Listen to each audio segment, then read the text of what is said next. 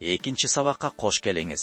Бүгүн фейкти кантип аныктаса болот үйрөнөбүз. Башкача айтканда манипуляциянын тузагы. Ага түшүп калбаш үчүн эмне кылыш керек экенин карайбыз. Манипуляция бул балык уулоо сыяктуу.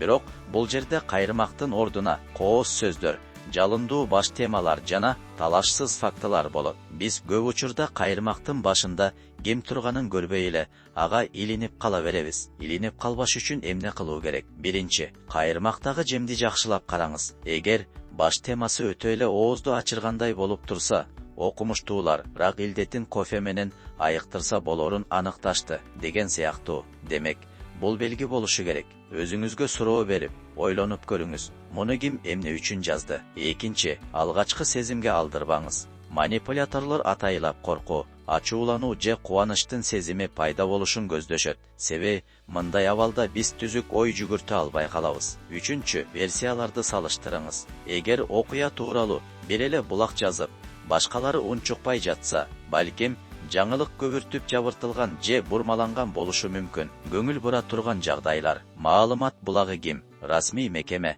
Беделдүү жалпыга маалымдоо каражаттары же Телеграмдагы анонимби? Далили барбы жокпу? Үрөт, видео, документтер же жөн эле куру сөздөрбү? Датасы же контексти барбы? Кээде эски сүрөттү жаңы сүрөт, ал эми окуяны башка жерде болгон окуя деп жымсалдап коюшат. Белгилүү болгон фактылар менен дал келеби? Эгер Бишкекте июль айында кар жаады делген болсо, ал сөзсүз текшерилүүгө тийиш. Фейкти кантип тааныса болот? Фейктер көп учурда өздөрүн өзү эле билдирип коет.